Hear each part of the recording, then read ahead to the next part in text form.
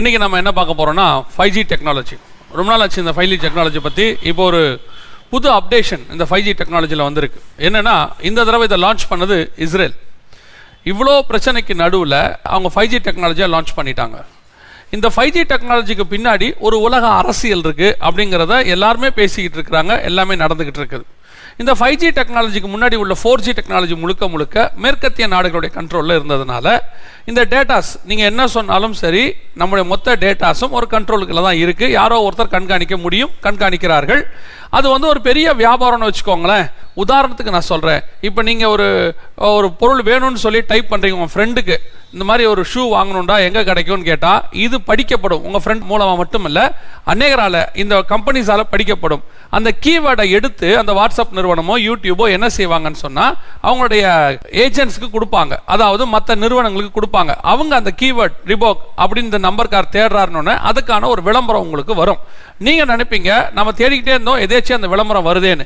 இது இப்போ இன்னும் அதிகமாக கண்காணிக்கப்படுகிறது. இதை பற்றி அமெரிக்க செனட்டில் கேட்டாங்க. அப்போ கூகுளில் சேர்ந்தவங்களும் சொன்னாங்க, கண்காணிக்கப்படலாம் அப்படின்ற மாதிரி பட்டும் படாமையும் அவங்க ஒரு பதில் சொன்னாங்க.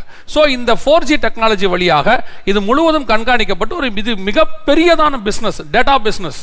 இந்த பெரிய பிஸ்னஸை விட்டு கொடுக்க மேற்கத்திய நாடுகள் தயாராக இல்லை. ஏன் அப்படின்னு சொன்னா, அந்த 5G டெக்னாலஜியை கொண்டு வந்தது சைனா, ஹுவே நிறுவனம். ஸோ இதை ஒழிக்கணும் அப்படிங்கிறதுக்காகத்தான் இந்த கொரோனா வைரஸ் சைனாலேருந்து பரவனதாக ஒரு கூட்டத்தார் சொல்லி கொண்டிருக்கிறாங்க. அந்த கொரோனா வைரஸ் அங்கேருந்து கொண்டு வந்து சைனாவுடைய பொருளாதாரத்தை மொத்தத்தையும் ஒழிக்கணும்னு அவங்க நினைக்க போக அது உலகத்தையே பாதிக்கப்பட்டுருச்சு அப்படின்னு ஒரு கூட்டம் சொல்லுது. இன்னொரு கூட்டம் என்ன சொல்லுது, இந்த 5G டெக்னாலஜியின் மூலமாக உலகத்தை தன்வசப்படுத்துவதற்காக, மற்ற நாடுகளை ஸ்தம்பிக்க பண்ணுவதற்காக சைனாவே இந்த வைரஸை பரவிட்டுச்சு அப்படின்னு ஒரு கருத்து இருக்கு.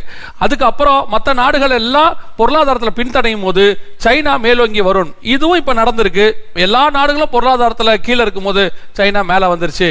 மற்ற நாடுகள்லாம் வைரஸ்ல இன்னும் 6 மாசமா தத்தளிச்சுட்டு இருக்கும் போது 2 மாசத்துல சைனா வெளியே வந்து அந்த ஹுவான் மாநிலமே இப்போ ரொம்ப நார்மல் ஆயிடுச்சுன்னு சொல்றாங்க. ஸோ இப்போ சைனாவை சந்தேகப்படுவதற்கு ஒரு வாய்ப்பும் இருக்கிறது. ஸோ இந்த 5G டெக்னாலஜிங்கிறது ஒரு மிக பெரியதான ஒரு பிஸ்னஸ் அப்படிங்கிறது எல்லாருக்கும் தெரியும். இதுக்கு நடுவில் UK நிறுவனத்தோடு கூட சேர்ந்து இந்திய நிறுவனமும் சேர்ந்து இந்த 5G டெக்னாலஜியை அவங்க லான்ச் பண்றதுக்கான ஒரு வேர்ல்டு சேட்டிலைட் ஒன்று மாதிரி ஃபார்ம் பண்ணாங்க. அதை பத்தி நம்ம ஏற்கனவே இங்கே பேசி இருக்கிறோம். இது இல்லாம யூரோப்பியன் யூனியன் காரங்களும் சேர்ந்து இதை செஞ்சாங்க. யூரோப்பியன் யூனியன்ல இருந்து இங்கிலாந்து வெளியே வந்ததுனால இங்கிலாந்தும் இந்தியாவும் சேர்ந்து இதை பண்ணுது. இந்தியானா இந்தியாவில் உள்ளதான ஒரு நிறுவனம். இப்போ யூரோப்பியன் யூனியனும் தனியாக இதை செஞ்சுக்கிட்டு இருக்கிறாங்க.